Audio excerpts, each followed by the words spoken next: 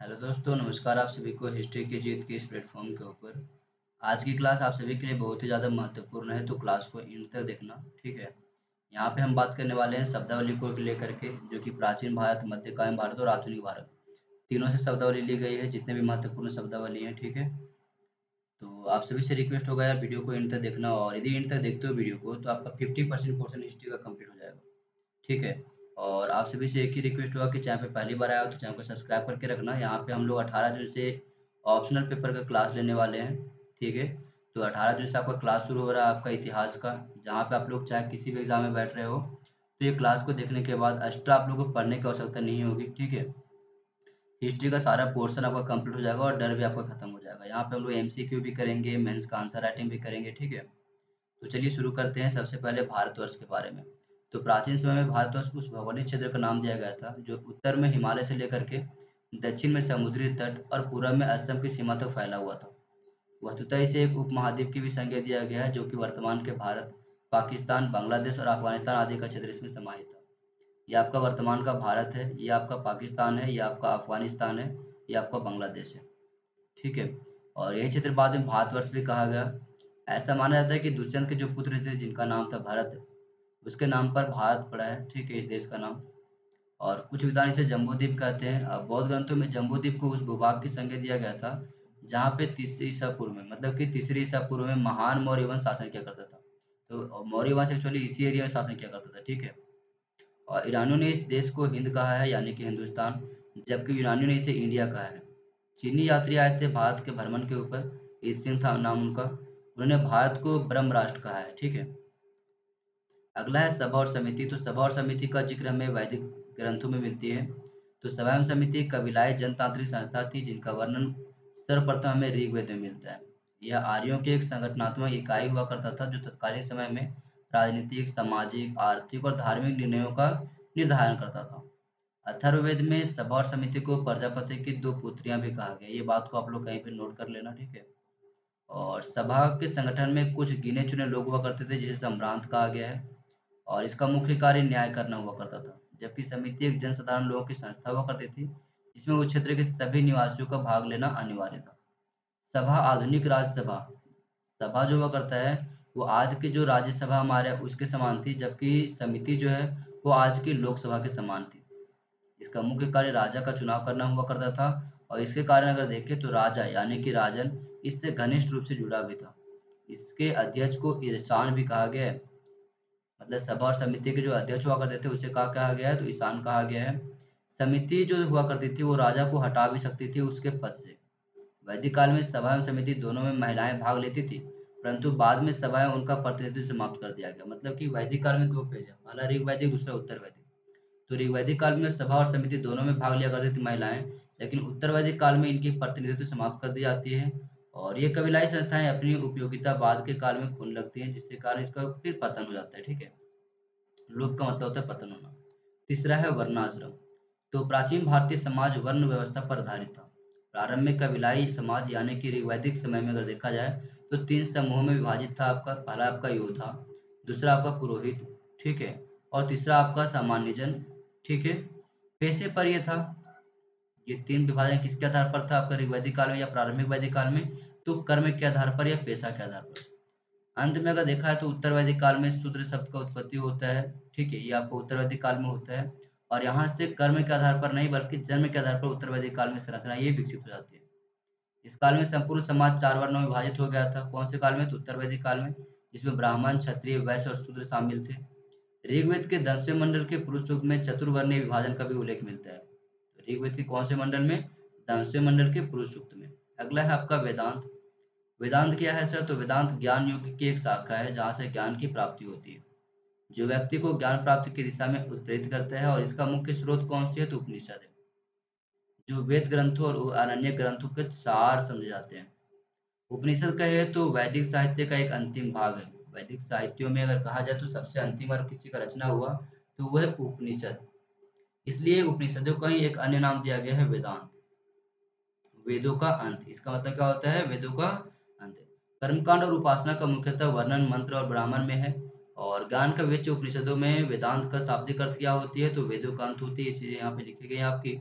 वेदांत की भी 3 शाखाएं हैं जो सबसे ज्यादा मानी जाती हैं, वो कौन कौन सी हैं? तो वेदांत की पहली शाखा है अद्वैत वेदांत, दूसरा विशिष्ट अद्वैत और तीसरा आपका द्वैत वेदांत। ठीक है। अगला है आपका पुरुषार्थ। यदि हम पुरुषार्थ की बात करें तो प्राचीन भारतीय मनुष्यों, यहाँ पे आपका मनुष्य लिखा हुआ है, ठीक है, या फिर ऋषि मुनिया भी कह सकते हो आप। तो प्राचीन भारतीय ऋषि मुनियों ने मानव जीवन के नैतिक, भौतिक और आध्यात्मिक दृष्टि से उन्नत बनाने के लिए पुरुषार्थ नाम से अपने दार्शनिक विचारों का नियोजन किया था, मतलब इसका रचना किया था। सर्वप्रथम पुरुषार्थ के अंतर्गत धर्म, अर्थ और काम की व्याख्या की गई है।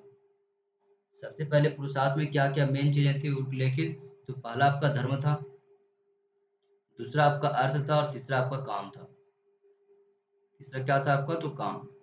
बाद में एक नया शब्द इसमें आया आपका मोक्ष। इस प्रकार से अगर देखा जाए इसमें कौन कौन शामिल हो गए? तो धर्म हो गया, अर्थ हो गया, काम हो गया और मोक्ष। ये आपका पुरुषार्थ में 4 चीजें सम्मिलित है। ठीक है। और इसमें अगर देखा जाए तो यार, तो इसमें क्या कहा गया है? गरिमामंडित करते हैं ये, और उसमें निवृत्तिमूलक व्यक्तित्व का निर्माण होता है इससे। मतलब कि आपका धर्म हो गया, आपका अर्थ हो गया, काम और मोक्ष, ये 4 चीजें अगर अच्छी तरीके से आप इम्प्लीमेंट कर लेते हो तो आपका सुखमय जीवन व्यतीत होगा, ऐसा इसमें मानना गया है। अगला है आपका ऋण। यदि ऋण की बात करें तो प्राचीन भारतीय धर्मशास्त्रों के अनुसार प्रत्येक व्यक्ति 3 ऋणों के साथ जन्म लेता है। प्राचीन भारत के धर्मशास्त्रों को अगर हम पढ़ें तो उसमें कहा गया है कि कोई व्यक्ति अगर जन्म लेता है तो उसके पास 3 ऋण होता है। पहला देव ऋण, दूसरा ऋषि ऋण और तीसरा पितृ ऋण। ऐसा माना जाता है कि मनुष्य को इन ऋणों से मुक्ति होना चाहिए। इसलिए धर्मशास्त्रों में बताया गया है कि ब्रह्मचर्य के पालन से ऋषि ऋण खत्म हो जाएगा। आप यदि ब्रह्मचर्य के पालन करते हो तो आपका ऋषि ऋण समाप्त हो जाएगा। यज्ञ करते हो तो यज्ञ करने से आपका देव ऋण समाप्त हो जाएगा। और यदि आप विवाह करके संतान का उत्पत्ति करते हो तो उससे आपका पितृ ऋण समाप्त हो जाएगी। इससे व्यक्ति को धर्मानुकूल आचरण करने में भी सहायता मिलती है। ठीक है। आगे बात करें संस्कार के बारे में, तो प्राचीन काल में यह माना गया था कि मनुष्य जन्मजात असंस्कृत होती है। क्या होती है? असंस्कृत। संस्कारों के बाद वह शुद्ध और परिष्कृत होता है तथा संस्कृत हो जाता है वो।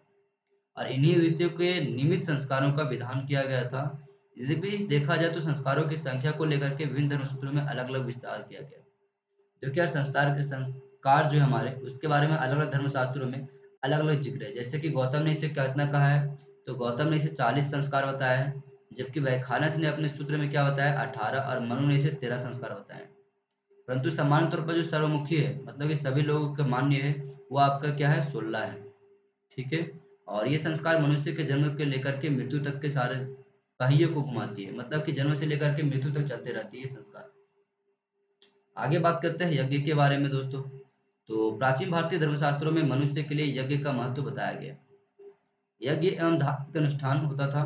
ये क्या होता है? यज्ञ एक धार्मिक अनुष्ठान होता है जो देवताओं की पूजा एवं स्तुति की जाती है, जिसमें वैदिक कालीन आर्य जो थे, मतलब कि वैदिक कालीन आर्य किसे कहा गया है? तो वैदिक काल के प्रारंभिक फेज वाले, मतलब कि पूर्व वैदिक कालीन, उन्हीं लोग को आर्य कहा जाता है।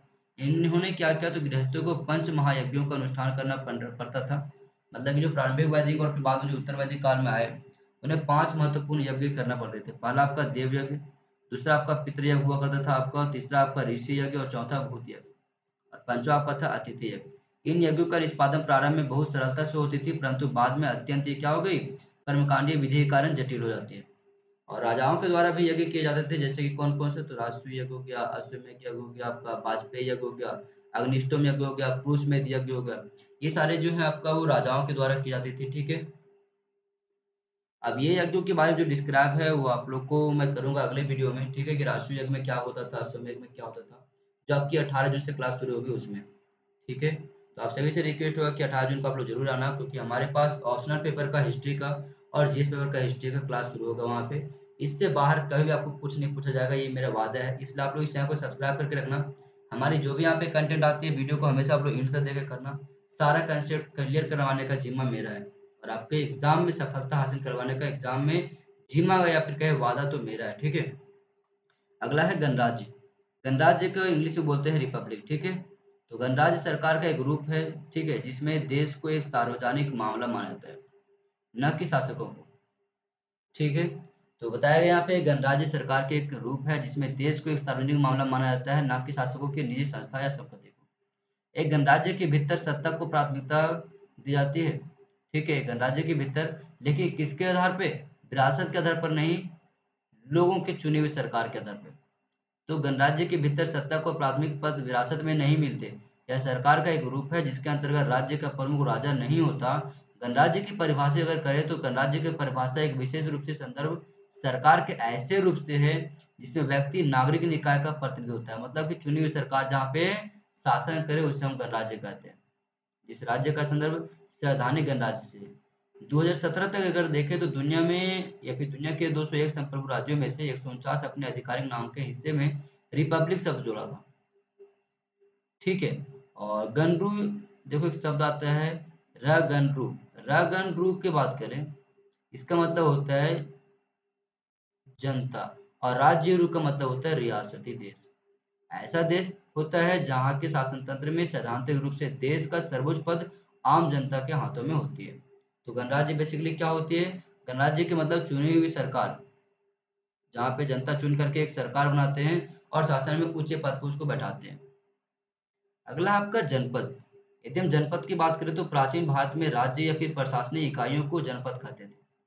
प्राचीन भारत में किसी राज्य को या फिर किसी भी एडमिनिस्ट्रेटिव यूनिट को हम लोग क्या कहते थे? जनपद कहते थे। लेकिन उत्तरवर्ती काल में कुछ जनपदों का उल्लेख भी मिलता है हमारे पास, बौद्ध ग्रंथों में इनका कई बार उल्लेख मिलती है। और आर्य सबसे प्रभावशाली जाति थी और ये अपने आप को जन कहते थे। अगर जनपद का अगर मीनिंग देखें इसको डिफाइन करने की वजह से, तो जिसमें जन का मतलब होता है लोग और पद का मतलब होता है चरण, मतलब ऐसा क्षेत्र जहाँ पे लोग निवास करते हो। ठीक है, इसको हम लोग बोलते हैं जनपद। अगला है कर्म का सिद्धांत। अगर कर्म के सिद्धांत के ऊपर बात करें तो कर्म के सिद्धांत का प्रतिपादन उपनिषदों से मानी जाती है। उपनिषदों के अनुसार मनुष्य अपने पूर्व जन्मों के कर्मों के आधार पर ही जीवन प्राप्त करता है, अर्थात अपने पूर्व जन्म के कार्यों के अनुसार ही आत्मा का एक शरीर से दूसरे शरीर में प्रवेश होता है। बृहदारण्यक उपनिषद हमारे पास, इसमें इस सिद्धांत का स्पष्ट रूप से उल्लेख किया गया है कि मनुष्य जैसा करता है उससे उसको ऐसा ही परिणाम मिलता है। आपने कई बार सुना होगा लोकल लैंग्वेज में कि जैसी करनी वैसी भरनी। वही चीज आपका कर्म के सिद्धांत में आपका दिया गया है। ठीक है, अतः कर्म के अनुसार ही आपको फल मिलती है। अगला आपका धन नीति और अर्थशास्त्र। तो कौटिल्य के द्वारा रचित है आपका एक अर्थशास्त्र। ठीक है, कौटिल्य का आपका अर्थशास्त्र है, जिसमें संभवतः कहा जाए तो विश्व का प्रथम राजनीतिक ग्रंथ के रूप में सम्मिलित किया गया है सारी चीजें इसमें। मतलब कि अगर कहा जाए साहित्यिक स्रोतों में तो राजनीतिक ग्रंथ के रूप में तो ये पहला विख्यात ग्रंथ है आपका। अब कौटिल्य को अलग अलग नामों से भी जाना जाता है, जैसे कि चाणक्य हो गया, विष्णुगुप्त गुप्त हो गया, ऐसे नामों से भी इसे जाना जाता है। अर्थशास्त्र में कुल कहे तो 15 अधिकरण या फिर भाग हैं और 180 प्रकरण, जिस मतलब कि उपभाग हैं, और 6000 श्लोक है उसमें, जिसमें राजा तथा उसके कर्तव्यों, धन नीति, रणनीति आदि का विस्तृत रूप से विवरण है। एक्चुअली अगर कहे कौटिल्य का अर्थशास्त्र तो चंद्रगुप्त मौर्य के समय कौटिल्य जो थे उनके एक संरक्षक या फिर जो भी बोलो वो आपका काम किया करते थे वहां पे, और इन्हीं के माध्यम से चंद्रगुप्त मौर्य जो है वो काम किया करते थे प्रशासनिक व्यवस्था में। ठीक है, वैसे ये सारी चीज़ इसमें आपका डिस्क्राइब किया गया है दोस्तों। इसमें बताया गया है कि आपकी कि इसके अलावा इसमें राज्य, राज्य के तत्व, राजा की स्थिति, उसके अधिकार, युद्ध एवं शांति के समय राजा का कर्तव्य क्या होने चाहिए, मतलब सारे प्रशासनिक इकाइयों के बारे में इसमें सारा जिक्र है। ठीक है, दंड नीति कैसी होना चाहिए लोगों के लिए, वो सारी चीज़ में जिक्र किया गया है आपका। अगला है धर्म विजय। ये धर्म विजय कहाँ से शुरू होता है? तो मौर्य सम्राट अशोक से शुरू होता है ये। ठीक है, तो मौर्य सम्राट जो अशोक थे उन्होंने विशुद्ध रूप से विजय कर के स्थान पे, मतलब कि विशुद्ध विजय के स्थान पे धर्म विजय का अथवा धर्म विजय का नीति अपनाया था उन्होंने। अशोक के द्वारा शस्त्र सेना व संहार का बहिष्कार कर धर्म द्वारा विश्व विजय की घोषणा की गई, जिससे विश्व शांति की स्थापना हो सके। अशोक का धर्म एक न तो नया धर्म था और न ही एक नया राजनीतिक दर्शन था। यह जीवन की एक पद्धति तथा लोगों द्वारा व्यवहार में लाए जाने वाली आचार संहिता तथा सिद्धांतों का समुच्चय भी था। दरअसल अगर देखा जाए दोस्तों तो अशोक ने मानव कल्याण के लिए जिन सिद्धांतों का विख्यात और प्रचार प्रसार किया वह इतिहास में धर्म के नाम से विख्यात हुआ। ये बात को आप लोग जरूर याद रखना। इसके लिए अशोक ने धम्म महामात्रों की भी नियुक्ति खुद से किया करता था। ठीक है, अगला आपका स्तूप चैत्य क्या है उसके बारे में। ठीक है, तो स्तूप तथा चैत्य ये बौद्ध धर्म से संबंधित प्राचीन भारतीय स्थापत्य विरासत। स्तूप एक गोलाकार आधार पर अवलंबित ईंट तथा पत्थर से बनी ठोस गुंबदाकार आकृति होती है, जिसका मुख्य उद्देश्य बुद्ध अथवा किसी महान बौद्ध भिक्षुओं के अवशेषों को सुरक्षित रखना होता है। तो स्तूप में हम क्या करते हैं? तो बौद्ध भिक्षुओं या फिर महान अगर कहे माता बुद्ध के अवशेषों को हम यहाँ पे सुरक्षित रखते हैं। अतः बौद्ध धर्म के दृष्टिकोण से महत्वपूर्ण समृद्धियों को सुरक्षित रखना अर्थात स्तूप अवशेषों मतलब शारीरिक वस्त्र आदि को रखकर इसे बनाया जाता है, इसकी वजह से इसको स्तूप कहते हैं। ठीक है, स्तूपों में सर्वप्रथम सांची का स्तूप बहुत ज्यादा सर्वोच्च है और बहुत ज्यादा महत्वपूर्ण है। सांची का स्तूप पर्वतों की चट्टानों को काट करके बनाए गए गुफाएं जिनमें बौद्ध भिक्षु निवास करते थे उसे चैत्य करते हैं। तो जिन पहाड़ों को पर्वतों को काट करके मतलब कि पत्थरों को काट करके गुफा बनाया जाता था और जिन गुफाओं में बौद्ध भिक्षु रहते थे हम उसे क्या कहते हैं, तो चैत्य कहते हैं। ठीक है, अशोकता अगर पर्वतों को चट्टानों को काट करके, ठीक है, अशोकता उसके उत्तराधिकारियों ने इस प्रकार की गुफाएं बौद्ध एवं आजीवक संप्रदाय के भिक्षुओं के लिए निर्मित करवाई थी और कार्ले का चैत्य अपने वस्तु सौंदर्य के लिए विख्यात है। इस बात को आप लोग जरूर याद रखना। ठीक है, आगे बात करते हैं बिहार के बारे में। तो बिहार क्या है, तो बौद्ध अनुयायियों के प्रार्थना स्थल है ये, या फिर कहे तो उपासना स्थल, जो मठों को बिहार कहते हैं। तो जहाँ पे बौद्ध अनुयायी प्रार्थना करते हैं उसे क्या करते हैं, विहार कहते हैं। तो चैत्य, स्तूप और विहार में तीनों में क्लैरिफिकेशन आपका हो गया होगा। बिहारों में बुद्ध प्रतिमा होती है और बिहार में बौद्ध भिक्षु निवास करते हैं। उच्च शिक्षा में धार्मिक के अतिरिक्त अन्य विषय भी शामिल होते हैं इसमें, और इसका केंद्र बिहार कहे तो बौद्ध विहार ही था, मतलब कि उच्च शिक्षा के लिए। अगला आपका नागर, द्रविड़ और बेसार शैलियाँ। ये शैलियों की अगर बात करें तो ये एक मंदिर शैली है। तो चलो शुरू करते हैं इसके बारे में भी। तो नागर, द्रविड़ तथा बेसार ये तीनों प्राचीन काल तथा पूर्व मध्यकाल में प्रचलित मंदिर स्थापत्य की शैलियां हैं। क्षेत्र विशेष में इसका विख्यात हुआ मतलब विकास हुआ इसका, जैसे कि नागर शैली का विकास उत्तर भारत में हुआ, द्रविड़ शैली का विकास दक्षिण भारत में हुआ और बेसर शैली का विकास विंध्य श्रेणी से लेकर के कृष्णा नदी के बीच के वाले क्षेत्र में हुआ था, मतलब दक्षिण भारत में हुआ था। नागर शैली के मंदिरों का निर्माण एक ऊंचे चबूतरे पर किया जाता था और इसकी शैली पंचायतन हुआ करती थी। चंदेल राजाओं ने इस शैली को प्रोत्साहन दिया था। तो नागर शैली को किसने प्रोत्साहन दिया, तो चंदेल राजाओं ने दिया, जिसका सर्वश्रेष्ठ उदाहरण यहाँ पे दिया गया आपका खजुराहो का कंदारिया महादेव की मंदिर। ये नागर शैली में आपका बनाया हुआ मंदिर है। द्रविड़ शैली का विकास मुख्यतः पल्लव और चोल राजाओं ने किया, और जिसमें क्या देखा गया है, तो इसमें देखा गया इस शैली में नीचे का आधार चौड़ा हुआ करता है और ऊपर की ओर ये क्रमशः पतला होता जाता है, जिसे विमान कहा गया। ठीक है, इस शैली का सर्वश्रेष्ठ उदाहरण आपका राजा राज द्वारा निर्मित जो तंजौर का बृहदेश्वर मंदिर है उसको माना जाता है। नागर व द्रविड़ शैलियों की विशेषताओं का सम्मिश्रण ही बेसार शैली के रूप में जाना जाता है। चालुक्य राजाओं के द्वारा निर्मित ऐहोल का जो मंदिर है बेसर शैली का एक प्रमुख उदाहरण है। इस बात को याद रखना। ठीक है, अगला बात करते हैं बोधिसत्व और तीर्थंकरों के बारे में। तो अगर हम बात करें दोस्तों, बौद्ध धर्म की महायान शाखा का आदर्श बोधिसत्व है, जो महात्मा बुद्ध के अनेक रूपों में से एक है। कौन सी शाखा का, तो महायान शाखा का। ठीक है, बौद्ध धर्म के अनुसार बोधिसत्व परम ज्ञान का प्राप्त कर वह व्यक्ति है, ठीक है, जो स्वयं तो निर्माण प्राप्त करता है, लेकिन यहाँ पे क्या गया ध्यान से सुनना। बौद्ध धर्म के अनुसार बोधिसत्व परम ज्ञान प्राप्त वह व्यक्ति होता है जो स्वयं तो निर्माण प्राप्त कर चुका हो तथा अपने प्रयासों से दूसरों को निर्माण प्राप्त करने में सहायता कर रहा हो। तो बोधिसत्व हम किसे कहते हैं, जहाँ पे एक व्यक्ति ज्ञान प्राप्त करके दूसरे को ज्ञान प्राप्ति के लिए सहयोग कर रहा हो। ठीक है, आगे यहाँ बताया गया प्रमुख बोधिसत्व कौन कौन से थे। तो आपका अवलोकिकेश्वर है, मंजूश्री है, वज्रपाणि है, मैत्रेय है, क्षितिग्रह है, अमिताभ, जैनधर, ये था अमिताभ तक है। ठीक है, आगे अमिताभ तक यहाँ पे आपका ये अमिताभ है, ये आपके कहा है प्रमुख बोधिसत्व है। आगे बात करते हैं जैन धर्म के बारे में। तो जैन धर्म से संबंधित उच्चतम पद प्राप्त करने वाले जैन पुरुष को तीर्थंकर कहा गया। ठीक है, जिन्हें जिन भी कहा जाता था, जिसका अभिप्राय अगर कहे तो विजेता हुआ करता है। जैन धर्म में 24 तीर्थंकर का जिक्र मिलता है हमें, और पहले तीर्थंकर थे आपका ऋषभ देव, और अंतिम और 24वें तीर्थंकर कहे तो कोई था, तो कौन था वो, महावीर स्वामी थे। ये सभी क्षत्रिय वर्ग के थे। कौन से वर्ग के, तो क्षत्रिय वर्ग के थे, और प्रत्येक तीर्थंकर के साथ उनके प्रतीक भी हुआ करता था। जैसे प्रतीक ऋषभ देव का प्रतीक चिन्ह क्या था, सांड, अजितनाथ का हाथी, संभवनाथ का घोड़ा, पार्श्वनाथ का सर्प, और महावीर का क्या था, तो सिंह था। ठीक है, आगे आप बात करते हैं अलवार और नयनवार के बारे में। ठीक है, एक शॉर्ट ट्रिक आपके पास, नयनवार मतलब नयन, नयन मतलब आंख, जिसके तीसरे आंख की, और तीसरे आंख किसके, शिव भगवान के, तो ये आपका शिव से जुड़ा हुआ है नयनवार। अलवार आपका वैष्णव से जुड़ा हुआ है। ठीक है, तो दक्षिण भारत में भक्ति भावना को लोकप्रिय बनाने वाले अलवार 12 थे। ये पूछा जाता है अलवार और नयनवारों की संख्या कितनी थी, तो अलवार 12 और नयनवार 63 थे। ठीक है, अलवार संत मुख्यतः विष्णु भक्त थे तथा नयनवार संत किसका थे, शिव भक्त थे। इन्होंने ईश्वर के प्रति व्यक्तिगत प्रेम और समर्थन को मोक्ष प्राप्ति का प्रत्यक्ष मार्ग बताया और उन्हें समाज और धर्म में व्याप्त रूढ़िवादियों और कर्मकांडों को भर्त्सना की, मतलब कि उनका विरोध किया। इन्होंने धार्मिक जातिवादी इन्होंने जाति भेद, ऊंच नीच, अमीर गरीब, अछूत, पांडित्य आदि को नकार दिया है और अपने उपदेशों तथा रचनाओं की को उन्होंने स्थानीय भाषाओं यानी कि तमिल भाषाओं में बढ़ावा दिया। अलवार तथा न्यायवार संतों में मुख्यतः निम्न वर्ग के लोग शामिल थे।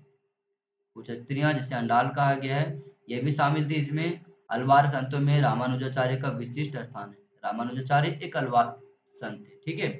इन्होंने भक्ति को दार्शनिक आधार प्रदान किया जो सर्व सुलभ थी। इस परंपरा को रामानंद ने आगे बढ़ाया, जिनकी शिष्यों में कबीर, नानक, सैन, रैदास आदि शामिल थे, ठीक है, जो सगुण व निर्गुण दोनों मार्गों पे चला करता था, ठीक है।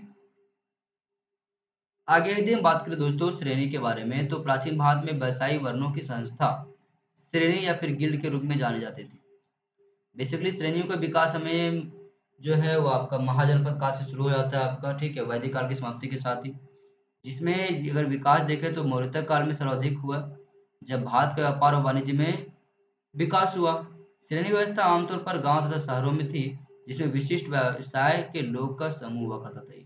विशिष्ट मतलब कि एक स्पेसिफिक व्यवसाय जिसका होता था, उनको लोगों का ये समूह हुआ करता था। निगम तथा पुग भी ऐसी ही श्रेणी से व्यवस्था थी, जिनका स्थान विशेष रूप से संबंध था, जिसे निगम शहर की संख्या संस्था हुआ करती थी। निगम कहाँ की संस्था थी?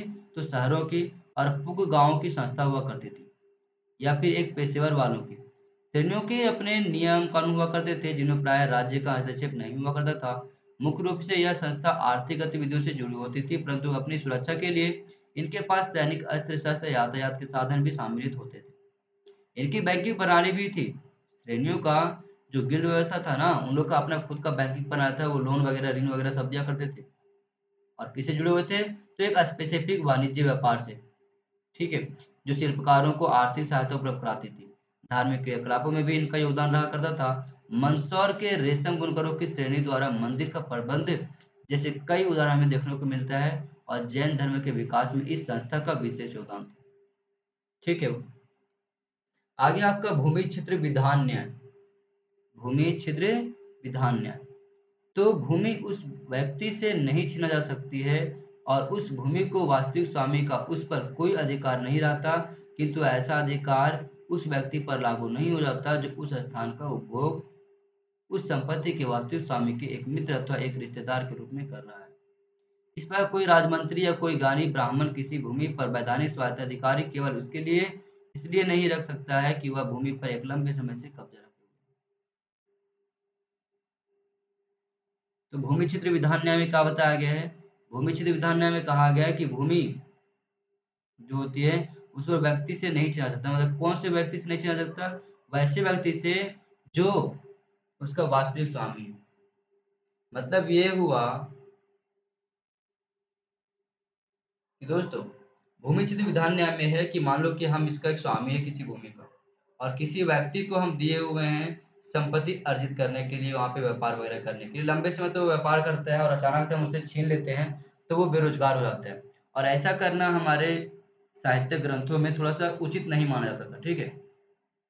इस पर कोई राजमंत्री या फिर कोई ज्ञानी ब्राह्मण किसी भूमि पर वैधानिक स्वायत्ताधिकार केवल इसलिए नहीं रख सकता था कि वह भूमि पर एक लंबे समय से कब्जा रखे।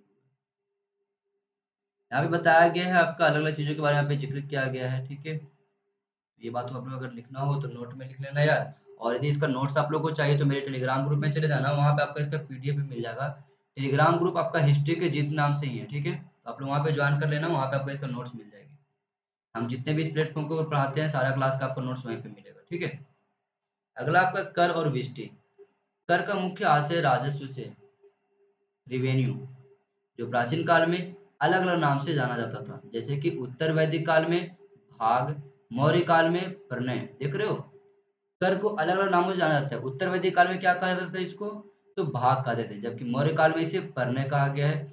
गुप्त काल में इसे उद्रंग कहा गया है, उदंग्र, उपसिक, ये सारी चीजें नाम दिया गया है। कर की प्राप्ति मुख्य रूप से कहे तो भू राजस्व से हुआ करता था, भूमि से हुआ करता था, भूमि के उत्पादों से हुआ करता था। शासक वर्ग स्वयं को भूमि का स्वामी होने के बदले इससे किसानों से वसूला करते थे।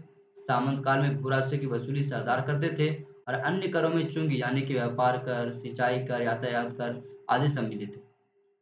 विष्टि क्या है? तो विष्टि मुख्यतः गुप्त काल में प्रचलित हुआ था, जिसका उपयोग राजा, सामंत, भूमिपति, सरदार तथा अन्य कुलीन वर्गों द्वारा किया जाता था। यह एक ऐसी प्रथा थी जिसमें बिना पारिश्रमिक चुकाए श्रम लिया जाता था। विष्टि के अंतर्गत क्या था? तो आप काम करोगे लेकिन आपको काम के बदले पैसा नहीं मिलेगा। ये था आपका विष्टि।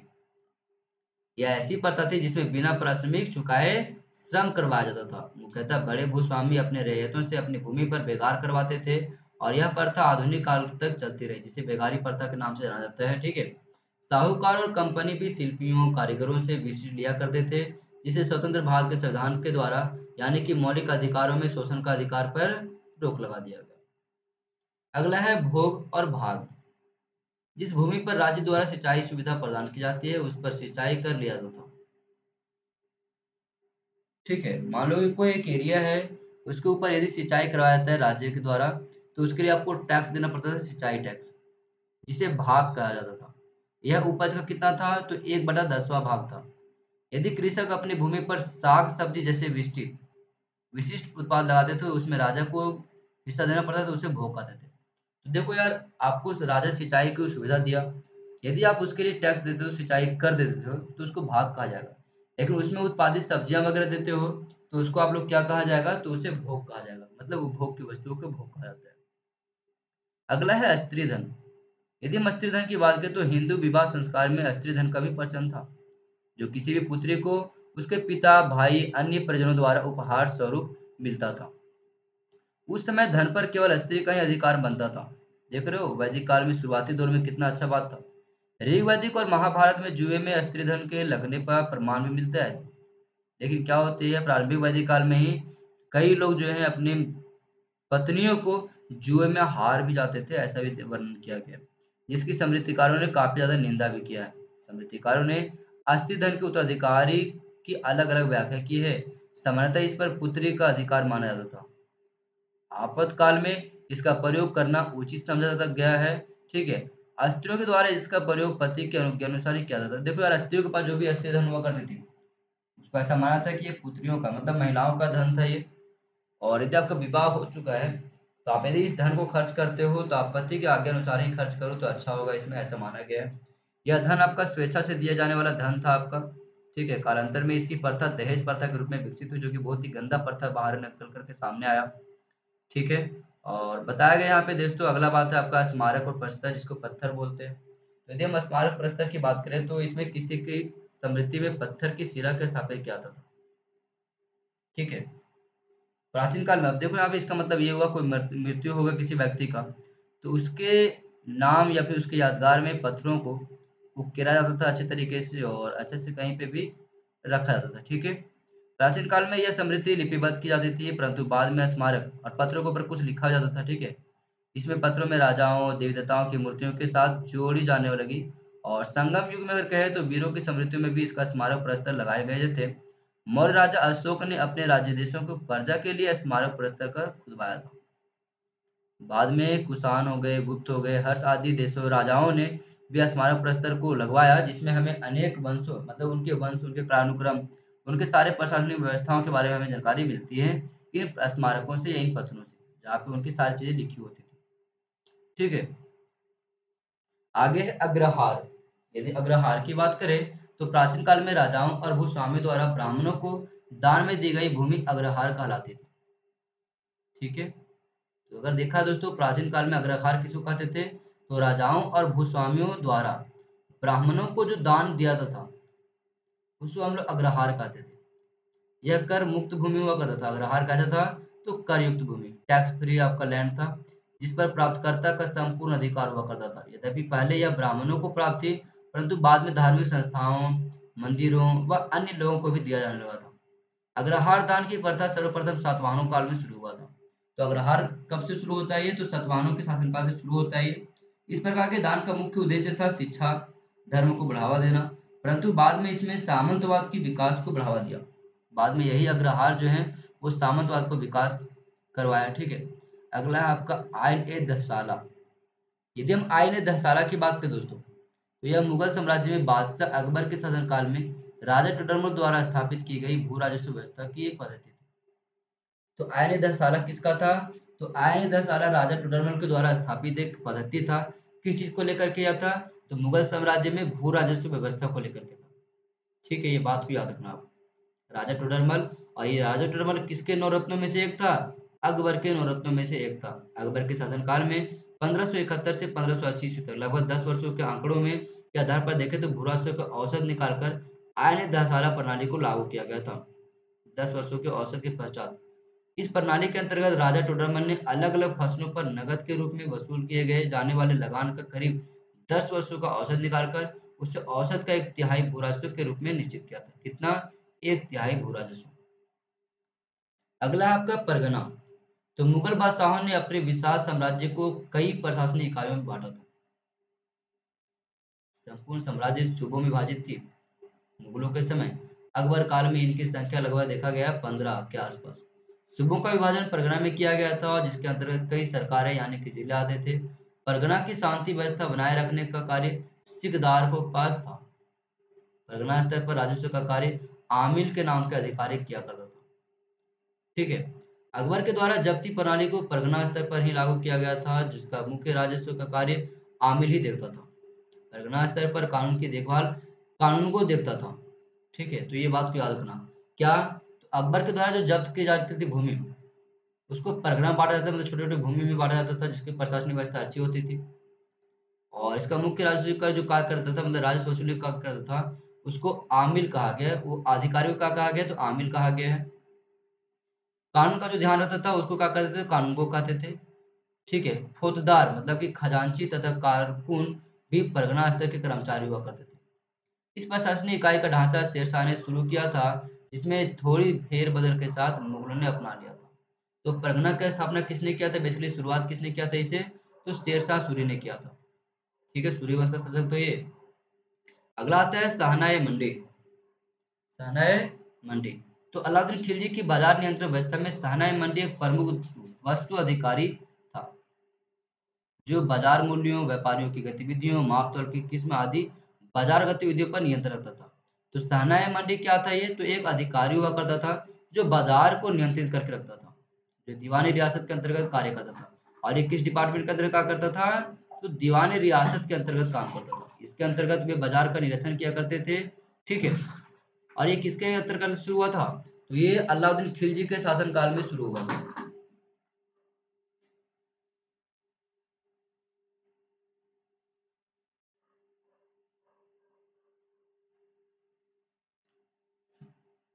अलाउद्दीन खिलजी की बाजार नीति को सफल बनाने में, सॉरी दोस्तों, ठीक है, अलाउद्दीन खिलजी की बाजार नीति को सफल बनाने में इस अधिकारी की प्रमुख भूमिका हुआ करती थी। ठीक है, बाजार नियंत्रण को अच्छा से चलाने के लिए सराय ए अदन में बेची जाने वाली वस्तुओं की कीमत पर नियंत्रण रखने में सहनाई मंडी की प्रमुख भूमिका थी।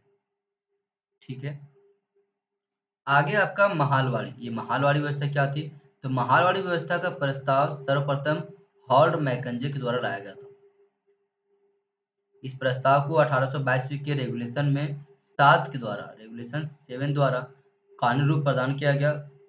महलवाड़ी जो व्यवस्था था उसके अंतर्गत ब्रिटिश भारत की भूमि का लगभग 30% भाग सम्मिलित था। मतलब जितने भी ब्रिटिश सरकार ने भूमि को कब्जा किया था उसका 30% भाग महलवाड़ी के अंतर्गत आता था। यह व्यवस्था उत्तर प्रदेश, मध्य प्रदेश, पंजाब में सबसे पहले लागू हुआ। और इस व्यवस्था के अंतर्गत भू राजस्व का समझौता ब्रिटिश सरकार द्वारा पूरे महाल यानी कि गांवों के साथ किया जाता था। ठीक है, तो किसके द्वारा शुरू किया था? तो हॉर्ड मैकेंजी के द्वारा। सबसे पहले उत्तर प्रदेश, मध्य प्रदेश और पंजाब वाले एरिया में शुरू हुआ था ये। अगला आपका हिंद स्वराज। हिंद स्वराज की बात करें दोस्तों तो हिंद स्वराज गांधी के द्वारा रचित एक पुस्तक का नाम है। मूल रचना वर्ष 1919 में गुजराती भाषा में हुआ, सॉरी 1909 में गुजराती भाषा में हुआ था। तो महात्मा गांधी के द्वारा रचित एक पुस्तक है ये आपका हिंद स्वराज, जिसे 1909 ईस्वी में गुजराती भाषा में प्रकाशित किया गया था। यह लगभग 30,000 शब्दों की लघु पुस्तक है, जिसे गांधी जी ने अपनी इंग्लैंड से जब दक्षिण अफ्रीका की यात्रा कर रहे थे उस समय पानी के जहाज में लिखे थे वो। यह इंडियन ओपिनियन में सबसे पहले प्रसारित हुई, जिसे भारत में अंग्रेजों ने यह कहते हुए प्रतिबंधित कर दिया था कि इसमें राजद्रोही घोषित की सामग्री है। ठीक है दोस्तों, बस यही है दोस्तों, आप सभी से रिक्वेस्ट कि चैनल को सब्सक्राइब करके रखो यार, और वीडियो अच्छी लगती है तो कंटेंट को शेयर करो दोस्तों के साथ। ठीक है, आगे है आपका वाणिज्यवाद या फिर वणिकवाद। तो वाणिज्यवाद एक आर्थिक सिद्धांत है जो 1500 से लेकर के 1800 ईस्वी के बीच यूरोपीय देशों में काफी लोकप्रिय रहा। वाणिज्यवाद शब्द का आविष्कार इंग्लैंड में अर्थशास्त्री एडम स्मिथ के द्वारा किया गया था। इंग्लैंड के एक अर्थशास्त्री थे, इकोनॉमिस्ट थे, एडम स्मिथ, उन्हीं के द्वारा वाणिज्यवाद का शब्द का उल्लेख किया गया था, जिसके सिद्धांत में मूल रूप से कहे तो मूल रूप में राष्ट्रीय हित सर्वोपरि होता है। ठीक है, इसमें सोने चांदी के टुकड़े जिसे बुलियन कहते थे और के संग्रह पर बल दिया जाता है, जिसे राष्ट्र की आर्थिक समृद्धि का प्रतीक माना जाता था। इसके लिए वस्तुओं के निर्यात को प्रोत्साहन तथा आयात को निरुत्साहित किया जाता था। ठीक है, प्रोत्साहन क्यों मिलता था, तो एक्सपोर्ट को और इंपोर्ट को रोका जाता था थोड़ा, क्योंकि वस्तुओं के निर्यात के बदले दूसरे देशों से बहुमूल्य धातुओं का आना प्रारंभ हो गया था। इसी सिद्धांतों के तहत यूरोपीय देशों ने अपनी उपनिवेशता की भी स्थापना कर लिया था। ठीक है, अगला आपका आर्थिक राष्ट्रवाद एवं राष्ट्रीयता। आर्थिक राष्ट्रवाद की बात करें तो आर्थिक राष्ट्रवाद अपने देश के हित में आर्थिक नीतियों का निर्धारण करना ही है, जिसका उपयोग यूरोपीय देशों ने अपने देशों के मालों का निर्यात कर आर्थिक लाभ कमाने में किया। दूसरी ओर अपनी नीतियों द्वारा उसमें आर्थिक राष्ट्रवाद का उदय कांग्रेस के नेता दादा भाई नौरोजी अन्य देश के व्यापार और वाणिज्य को नष्ट करने के काम किया। ठीक है, कोई बात नहीं है। आगे लिखा हुआ कि भारत द्वारा प्रारंभ किया गया, जिन्होंने अपनी रचना इंग्लैंड डेप मतलब बता रहा है कि दादा भाई नौरोजी के द्वारा एक पुस्तक लिखा गया था जिसका नाम था आपका इंग्लैंड डेप टू इंडिया। इसमें इन्होंने आर्थिक राष्ट्रवाद के बारे में जिक्र किया था दादा भाई नौरोजी ने। ठीक है, आगे ये कांग्रेसी नेता थे, उदारवादी नेता थे, ये बात को आप जरूर याद रखना। और यहीं से भारत में आर्थिक राष्ट्रवाद का उदय हुआ और इन्हें दादा भाई नौरोजी, जिन्हें क्या कहा जाता है, grand old man of India भी कहा जाता है, इनके द्वारा विकास करवाएगा। ठीक है, अगला है खिलाफत। तो हजरत मोहम्मद की मृत्यु के बाद उनके शिष्यों में उत्तराधिकारी का बंटवारा हुआ। सर्वप्रथम अबू बकर खलीफा बने और इस खलीफा के शासन को ही खिलाफत कहा गया। मुख्यतः खलीफा की आध्यात्मिक सत्ता को ही खिलाफत कहते हैं और मध्यकाल में सुल्तानों के द्वारा ही अपनी सत्ता की वैधानिकता प्राप्त करने के लिए खलीफाओं से मंसूर प्राप्त करना पड़ता था। विश्व के सभी मुस्लिम शासकों के द्वारा यह परंपरा अपनाई जाती थी। खिलाफत को मंगोलों के द्वारा नष्ट कर दिया गया। आधुनिक काल में प्रथम विश्व युद्ध की समाप्ति के बाद तुर्क में खलीफा का शासन पुनः समाप्त कर दिया गया, जिसके विशेष रूप से विरोध भी किया गया भारतीयों और मुसलमानों के द्वारा, जिसे हम लोग खिलाफत आंदोलन के रूप में जानते हैं। ठीक है, 1919 के आसपास ये आपका आंदोलन हुआ था, 1919-20 में। ठीक है, अगला आपका है सुलह ए कुल। अगला क्या है, सुलह ए कुल। यह अकबर के द्वारा अपनाई गई शांति की नीति थी। ठीक है, सुलह ए कुल क्या था, एक शांति पॉलिसी था आपका। ठीक है, पीस पॉलिसी, जिसका प्रतिपादन उसके दरबारी अबुल फजर के द्वारा किया गया तथा फैजी के द्वारा किया गया था। ठीक है, तो किसके द्वारा, तो अबुल फजर और फैजी के द्वारा किया गया था आपका। यह एक शांति की नीति थी जो कि अकबर के द्वारा शुरू किया गया था। इसने उसने राजस्व का सिद्धांत प्रतिपादित किया, जिसमें ईश्वर प्रदत्त सभी सुविधाएं किसी धर्म विशेष के लोगों के लिए नहीं, उसी तरह से बादशाह के उत्तम शासन का लाभ भी सभी को प्राप्त होना चाहिए, तभी वह न्यायिक प्रिय शासन माना जाएगा। अर्थात सुलह एक कुल की नीति सभी प्रजा के लिए शांति और सद्भाव अपनाना चाहिए है पर आधारित था। इस नीति के अनुसार बादशाह भी ईश्वर का प्रतिरूप माना गया है और इस नीति का अनुसरण करते हुए अकबर ने अपनी धार्मिक नीति बनाई थी। इसका मुख्य उद्देश्य शिया, सुन्नी, हिंदू, बौद्ध, जैन आदि सभी धर्म के लोगों में सांप्रदायिक सौहार्द को बनाना था। ठीक है, भाईचारा का विकास करना था। अगला है तुर्कान चहलगामी। तो सल्तनत काल में इस गुट की निर्णायक भूमिका थी। दिल्ली सल्तनत के फेज में तुर्कान चहलगामी जो 40 तुर्कों का सरदार था, इसका स्थापना इल्तुतमिश के द्वारा किया गया था, जिसका उद्देश्य प्रशासन में उनकी सहायता प्राप्त करना था। इन तुर्क अमीरों के पास सैन्य शक्तियां भी थी।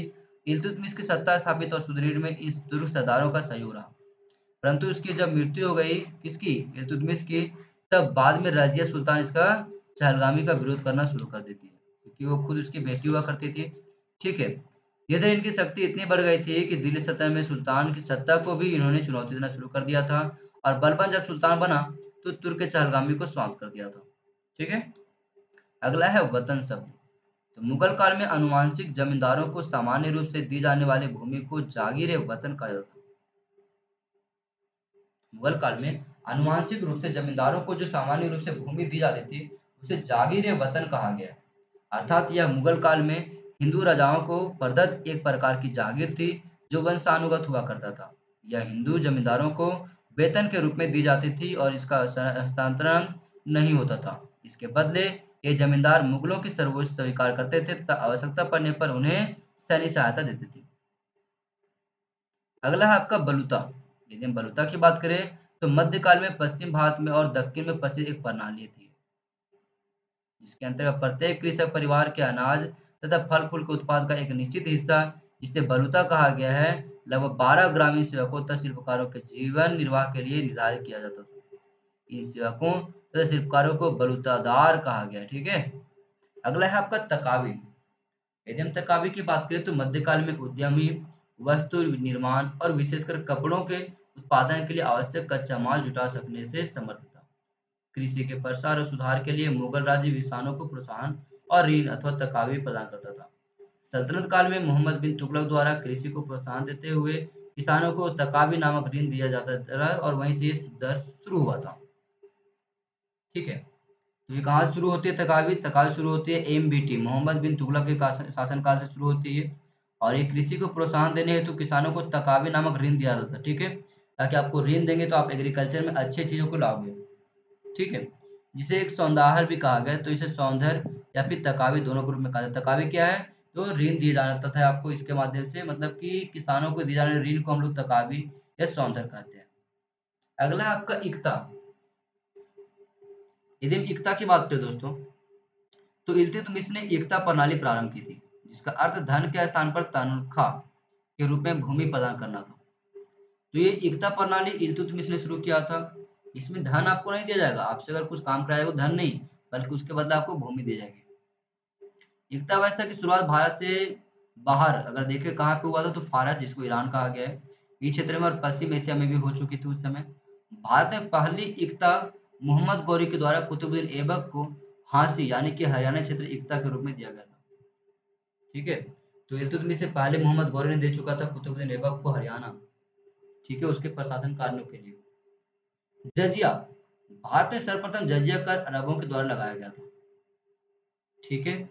यह शरीयत में वर्णित 4 प्रमुख करों, इसमें आपका खुम्स, जजिया, ज़कात व उम्र में से एक है। जजिया तथा खुम्स दोनों धर्मनिरपेक्ष कर थे।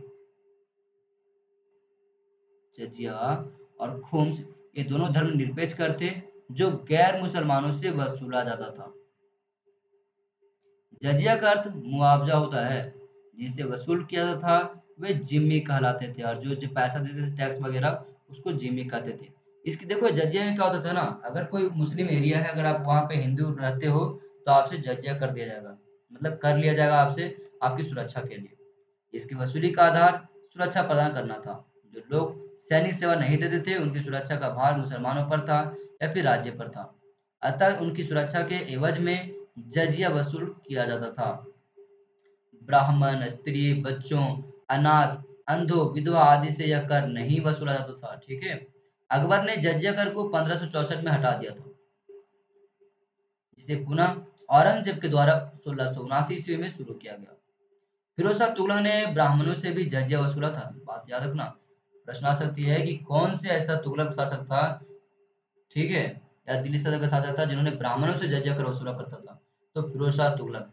कुछ इतिहासकारों का मानना है कि जजिया संग्रह का कार्य ब्राह्मण वर्ग द्वारा ही संपादित किया जाता था, अतः उन्हें जजिया से मुक्त रखा गया था। अगला आपका है जकात। देखो दोस्तों, अगर हम जकात की बात करें तो इस्लाम में एक प्रकार का दान देना है, इसका मतलब जिसमें धार्मिक रूप से जरूरी है और कर के रूप में देखा जाना चाहिए। इसमें मतलब ये हुआ यहाँ पे कि जकात इस्लाम में एक प्रकार का दान देना है जिसको धार्मिक रूप से जरूरी और कर के रूप में देखा जाना, मतलब कि देखा जाता है यार। ठीक है। इस्लाम के अनुसार सलात या फिर क्या नमाज के बाद जकात के ही मुकाम होता है। इस्लाम धर्म के अनुसार जकात 5 मूल स्तंभों में से एक माना जाता है और हर मुसलमान को अपने धन में से जकात की अदायगी करनी होती है। ठीक है।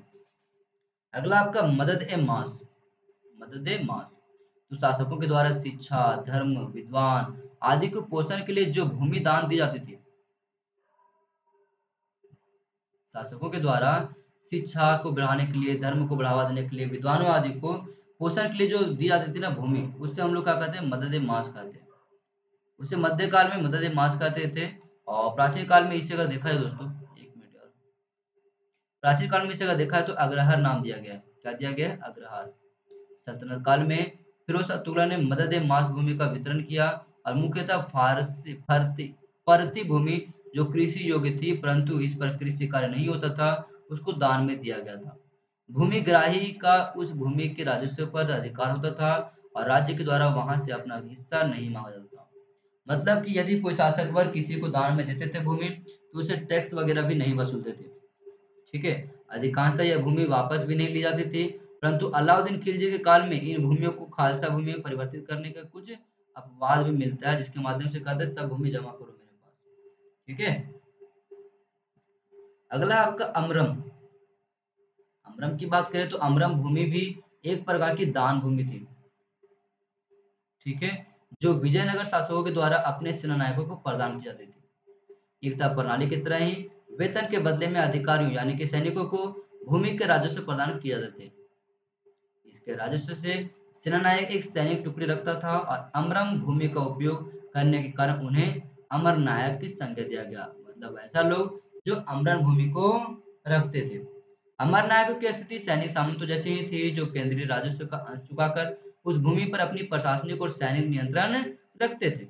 राजा दरबार में सेवा के लिए उपस्थित होते थे और बाह्य ब्राह्मण के समय में अपनी सैन्य सहायता भी वो प्रदान करते थे, परंतु सामंतों की तरह इनका भूमि पर वंशाणु का अधिकार नहीं होता था। अगला है राय रेखो।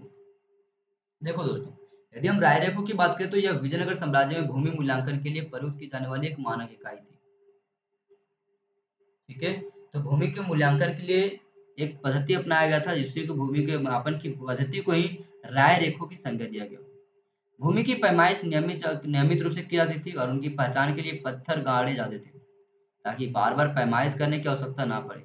विजयनगर के शासकों के द्वारा भूमि मापन द्वारा उपज का वास्तविक निर्धारण कर के रूप में करने के लिए किया जाता था, जिससे भू राजस्व की वसूली में पारदर्शिता बनी रहती थी। अगला आपका जंगम। यदि हम जंगम की बात करें तो लिंगायत संप्रदाय को मानने वाले लोगों को जंगम कहा गया। जो लिंगायत संप्रदाय को मानते थे उसे क्या कहा गया है? तो जंगम कहा गया। लिंगायत जो शैव धर्म का ही एक शाखा है। लिंगायत कौन सा धर्म का शाखा है? तो शैव धर्म का एक शाखा है। ठीक है। लिंगायत की स्थापना वाष्पराज ने की, जिसमें शिवलिंग की उपासना की जाती है। उसे चांदी के संपुट में रखकर गले में धारण किया जाता है। इस धर्म का प्रसार गुप्त काल में सर्वाधिक हुआ और शैव धर्म को लोकप्रिय बनाने में लिंगायत भक्तों का प्रमुख योगदान था। अगला आपका मदरसा। इस्लाम धर्म में मदरसा का गठन उच्च शिक्षा मतलब हायर एजुकेशन को प्रोत्साहन देने के लिए किया गया था। इसे सामान्यतः एक धार्मिक शिक्षा केंद्र के रूप में भी देखा गया है। और भारत में तुर्क आक्रमणकारी मोहम्मद गौरी ने अजमेर में अनेक मदरसों का गठन किया था। सल्तनतकालीन शासक इल्तुतमिश ने भी दिल्ली में मदरसा ए मुइजी की स्थापना की थी। मदरसा में धार्मिक विषयों के साथ साथ व्यवहारिक विषयों की भी शिक्षा दी जाती है। अगला आपका मकतब। मकतब एक आपका एलिमेंट्री एजुकेशन है, प्रारंभिक या प्राइमरी एजुकेशन है। ठीक है। मकतबों की शिक्षा धार्मिक होती थी। विद्यार्थी कुरान के कुछ अंशों को कंठस्थ करता था, मतलब याद करता था। वे पढ़ना लिखना, गणित व चिट्ठी पत्र लिखना भी सीखते थे यहाँ से। अगला आपका शरीयत। इसे शरीयत कानून और इस्लामी कानून के रूप में भी जाना जाता है। यह इस्लाम के धार्मिक कानून है एक, और यह कानून की परिभाषा दो स्रोतों से होती है। पहली इस्लाम का धर्म ग्रंथ कुरान और दूसरा इस्लाम के पैगंबर मोहम्मद द्वारा रचित कई सारी चीजें। ठीक है। अगला है आपका चौथ। मराठा साम्राज्य में चौथ एक प्रकार का कर यानी कि भू राजस्व हुआ करता था, जिसकी शुरुआत शिवाजी के द्वारा किया गया था। यह एक ऐसा कर था जो मराठा बाह्य क्षेत्रों से वसूल करते थे। चौथ अदा करने वाले राजा यानी कि शासक पर मराठाओं का आक्रमण नहीं होता था तथा उसकी सुरक्षा होगी जब उस पर बाह्य आक्रमण होगा। मतलब चौथ किससे वसूला जाता था? तो चौथ उन शासकों से वसूला जाता था जिसे डर हुआ करता था बाह्य आक्रमण का। शासक बोलते थे कि तुम मुझे चौथ दो और चौथ के बदले हम तुमको सुरक्षा देंगे। तो चौथ अदा करने वाले राजा यानी कि शासक पर मराठाओं का आक्रमण नहीं हुआ करता था तथा उसकी सुरक्षा होती थी। जब वे बाह्य आक्रमण करते थे किसी के माध्यम से, तो उनके आक्रमण के माध्यम से सुरक्षा दी जाती थी। ठीक है, और यहाँ पे बताया गया आपका क्या, अब बताया गया आपका कि उसकी सुरक्षा की पता की अदा करता राज्य को आय के रूप में 1/4 हिस्सा दिया करते थे। तो चौथ कितना होता था मराठाओं के समय में? 1/4। इसका उपयोग मराठाओं के द्वारा अपनी सैन्य शक्ति को विस्तार के लिए किया गया था, और इससे मराठाओं की स्थिति सुदृढ़ भी हुई और आर्थिक परिदृश्य में इनका महत्व भी बढ़ा। अगला आपका सरदेशमुखी। चौथ की तरह ही एक प्रकार के राज्य कर था जो मराठा शासनकाल में जनता पर लगाया जाता था। शिवाजी के अनुसार देश के वंशानुगत सरदेश मुखी यानी प्रधान मुखिया होने के नाते और लोग के हित करने के बदले उन्हें सरदेश मुखी देना पड़ता था। यह कुल भूराशि का 10वां हिस्सा हुआ करता था। राजा को दिया जाता था खुशी में, ऐसे खुशी तो नहीं था यार, दुखी था ऐसे ही। ठीक है, 10वां भाग था इसमें सरदेश मुखी। अगला आपका है सर्राफ। मध्यकाल में व्यापारिक गतिविधियों को संपन्न करने अथवा पैसों को एक स्थान से दूसरे स्थान पर ले जाने के लिए हुंडी की व्यवस्था की गई थी, और इस व्यवस्था में लगे विशेषज्ञों को सर्राफ यानी कि व्यापारी कहा गया है। तो सर्राफ किसे कहा गया है? व्यापारियों को कहा गया है। सर्राफ सिक्कों का मूल्यांकन करने के साथ साथ रुपयों के लेन देन का भी विशेषज्ञ हुआ करते थे। एक प्रकार से वह निजी बैंकों की भांति कार्य करते थे। ठीक है, तो सर्राफ एक निजी बैंक का काम करता था, ऋण वगैरह देता था। ठीक है, अगला आपका सराय। सराय मुख्य रूप से मुसाफिरों एवं सहगिरों के विश्राम करने का एक स्थल हुआ करता था, जो आधुनिक धर्मशाला के समान है। फिरोज शाह तुगलक ने जन कल्याण होगा यहाँ पे, ठीक है, जन कल्याण को ध्यान में रख करके अनेक सरायों का निर्माण करवाया था। इसने सड़क के किनारे अधिक संख्या में वृक्ष लगवाए। ठीक है, शेर शाह ने भी लगभग 1700 सरायों का निर्माण करवाया था, जिसमें हिंदुओं एवं मुसलमानों को ठहरने के लिए अलग अलग व्यवस्था होती थी। प्रत्येक सराय की देखभाल एवं सिकदार एक सिकदार नामक इकाई करता था या फिर अधिकारी क्या करता था। ठीक है, सरायों का देखभाल किया करता था ये। अगला आपका पोलीगर। दोस्तों यदि हम पोलीगर की बात करें तो विजयनगर साम्राज्य में जिन सेनापतियों को सेवा के बदले अमरम जागीर दी जाती थी, उन्हें अमर नायक अथवा पोलीगर कहा गया है। अर्थात सैनिक शासक अथवा नायक ही पोलीगर कहलाते थे। मतलब यार आप सैनिक वर्ग में काम कर रहे हो और उसके बदले आपको वेतन के रूप में अगर जागीर दी जा रही है, भूमि दी जा रही है, तो आपको पोलीगर कहा जाएगा या फिर अमर नायक कहा जाएगा। ठीक है, ये पोलीगर एक निश्चित संस्था में सैनिक केंद्रीय सेवा करते थे और सेवक भी थे, और कालांतर में इसकी शक्तियां बढ़ती जा गई और इन्होंने विजयनगर के पतन में महत्वपूर्ण भूमिका भी निभाया था पोलीगरों ने। अगला आपका दास। भारत में दास प्रथा का अस्तित्व प्राचीन काल से ही माना जाता है। कौटिल्य के अर्थशास्त्र में 9 प्रकार के दासों का उल्लेख मिलता है। ठीक है, प्राय युद्ध में बंदी बनाए गए लोगों को दास बनाया जाता था और दासों के साथ अमानवीय व्यवहार की जाती थी। मध्यकाल में भी दास प्रथा विद्यमान रही और दासों से बेगार यानी कि बिना वेतन करवाए, मतलब बिना वेतन दिए उससे काम करवाना, ये सारी सुविधाएं उनके लिए उपलब्ध था।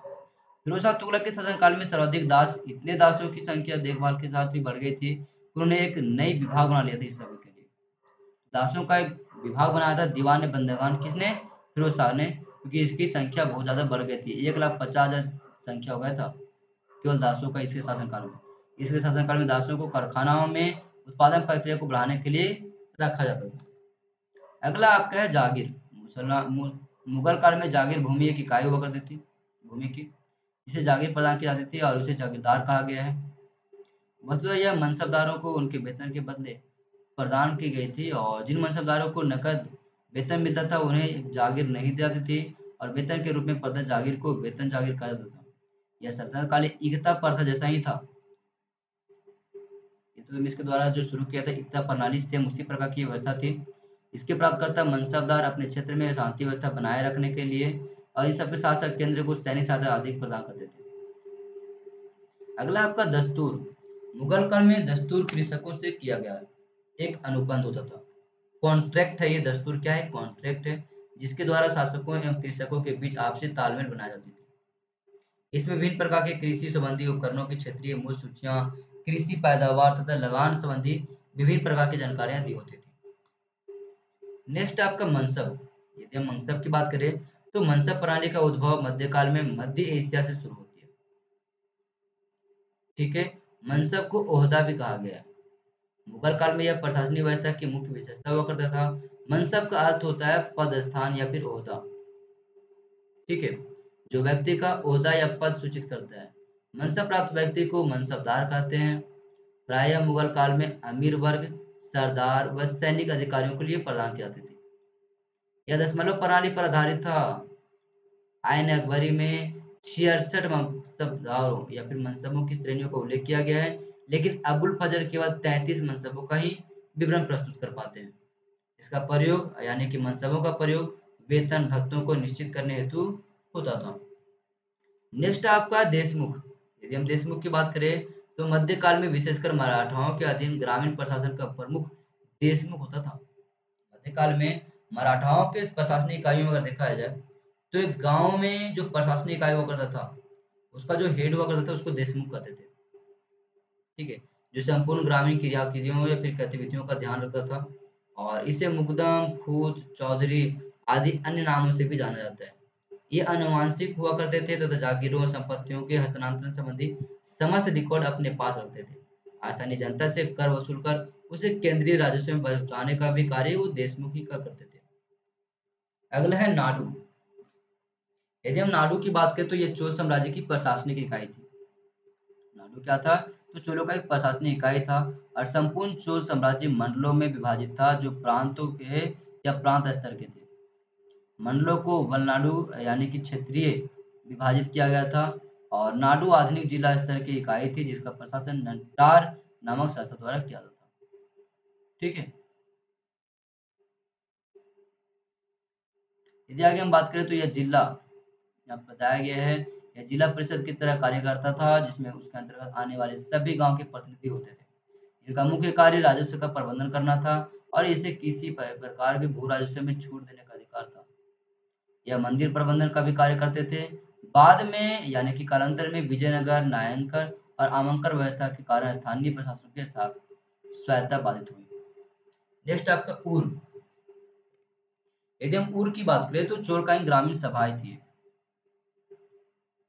प्रशासनिक इकाई था नाडु, और आपका एक क्या एक सभा आपका ऊर। इसका प्रशासन जनसभाओं द्वारा संचालित किया जाता था। यह प्रशासन की सबसे छोटी इकाई हुआ करती थी। ऊर जो थी वो चोल काल की प्रशासनिक व्यवस्था में सबसे छोटी इकाई थी। सभी ग्रामवासियों ऊर के सदस्य हुआ करते थे। उत्तर में यहाँ पे लिखा उत्तरमेश्वर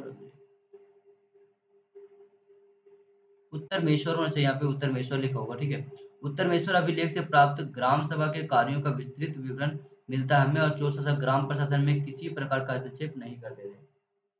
ठीक है, आगे यदि हम बात करें दोस्तों तो अगला आपका उलेमा। उलेमा इस्लाम धर्म के ज्ञाता थे, मतलब विद्वान। इस परिपाटी के संरक्षक होने के नाते वे धार्मिक कानूनों और अध्यापन संबंधी जिम्मेदारियों भी निभाया करते थे। उलेमा से यह अपेक्षा की जाती थी कि वे शासन में शरीयत का पालन करवाएंगे। प्राय उलेमा की काजी, न्यायाधीश, अध्यापक आदि के पदों पर नियुक्त हुआ करता था। ठीक है, नेक्स्ट है आपका फरमान। राज्य की आज्ञा या फिर शासनादेश को ही फरमान कहा जाता है। फरमान का स्वरूप पुरातात्विक एवं साहित्यिक दोनों था। ठीक है, मौर्य शासन काल में अशोक के द्वारा जारी किया गया शासकीय आदेश यानी कि अभिलेखों के द्वारा पुरातात्विक फरमान का उदाहरण हमें मिलता है। मतलब कि शासकों के द्वारा जारी किया गया ऑर्डिनेंस ही हमें फरमान के रूप में जानने को मिलता है। मध्यकाल में फरमान का साक्ष्य साहित्यिक रूप से मिलने लगा जो लिखित रूप से होता था। उत्तर मुगल काल में फर्रुख सियर ने 1717 ईस्वी में एक शाही फरमान जारी किया जिसके द्वारा ईस्ट इंडिया कंपनी को व्यापार में छूट प्राप्त हुआ था। ठीक है, फर्रुख सियर द्वारा जारी किया गया था ये। अगला आपका सत्याग्रह। सत्याग्रह का शाब्दिक अर्थ होता है सत्य के रास्ते चलना। ठीक है, या सत्य की प्राप्ति आग्रह। सत्याग्रह को महात्मा गांधी ने भारतीय राष्ट्रीय आंदोलन के दौरान जो है अंग्रेजों के विरुद्ध एक अचूल अस्त्र के रूप में प्रयोग किया था। ठीक है, यह सत्य और अहिंसा पर आधारित था। असहयोग, सविनय अवज्ञा आंदोलन, हड़ताल, अनशन और उपवास सत्याग्रह के विभिन्न रूप है ये। ठीक है, तो सत्याग्रह कौन कौन से रूप शामिल है इसमें? तो असहयोग आंदोलन, सविनय अवज्ञा आंदोलन, हड़ताल, अनशन और उपवास, ये सारी चीजें इसकी एक आधार है। महात्मा गांधी ने राष्ट्रीय आंदोलन के दौरान पहली बार सत्याग्रह का प्रयोग 1917 ईस्वी में बिहार के चंपारण जिले में किया था। ठीक है, सत्याग्रह का पहला प्रयोग हमें कहाँ देखने को मिलता है? तो चंपारण में 1917 में देखने को मिलता है। दूसरा बार इसका प्रयोग 1918 में अहमदाबाद में किया गया था, और तीसरा बार इसका खेड़ा आंदोलन में हुआ था आपका सेम 1918 में। ठीक है, अगला आपका स्वदेशी। तो भारतीय राष्ट्रीय आंदोलन के दौरान 1905 ईस्वी में ब्रिटिश सरकार के द्वारा बंगाल विभाजन की प्रतिक्रिया में आयोजित किए गए आंदोलन को स्वदेशी आंदोलन के नाम से जानते हैं। इस आंदोलन का मुख्य उद्देश्य भारतीयों में या फिर भारतीयों में भारतीय वस्तुओं के प्रयोग तथा विदेशी वस्तुओं के बहिष्कार की प्रवृत्ति को प्रोत्साहन करना था और स्वदेशी के प्रचार प्रसार से भारतीय उद्योगों को प्रोत्साहन मिला तथा भारतीयों को कार्य करने के अवसर प्राप्त हुए। स्वदेशी आंदोलन ने भारतीय राष्ट्रीय आंदोलन में भी प्रमुख भूमिका निभाया। ठीक है, राष्ट्रीयता के बीच बोल में अगर बोले तो अगला आपका है पुनः परिवर्तनवाद। तो पुनः परिवर्तनवाद एक विचारधारा है जिसमें जीवन के प्रत्येक क्षेत्र में उन्नति होती है। इसमें कला, साहित्य और ठीक है, इसमें कला आपका हो गया, साहित्य हो गया, विज्ञान और लोगों के भौतिक जीवन में उन्नति होती है। 19वीं शताब्दी में हुए सामाजिक एवं सांस्कृतिक जागरण को नवजागरण यानी कि पुनः परिवर्तनवाद या फिर पुनर्जागरण के रूप में जानते हैं। ठीक है, अगला आपका संप्रदायवाद। ये भी एक विचारधारा है और इस धारणा में विश्वविख्यात या फिर विश्वास करती है कि कुछ लोग जो किसी एक विशेष धर्म को मानते हैं इसलिए उनके सामाजिक, आर्थिक और आर्थिक हित में भी समानता होती है तथा उनके हित किसी दूसरे धर्म के अनुयायियों से भिन्न होता है। इसमें भिन्न धर्मों और संप्रदायों के हितों का परस्पर विरोध व शत्रुतापूर्ण समझा जाता है। ठीक है, अगर दूसरे शब्दों में कहें दोस्तों तो संप्रदायवाद उसमें उसे कहते हैं जहाँ पे अपने धर्म को, अपने भाषा, अपने संस्कृति को बढ़ावा दिया जाता है, दूसरे धर्मों को आलोचना की जाती है। ठीक है, अगला आपका यहाँ पे है प्राच्यवाद। यदि हम प्राच्यवाद की बात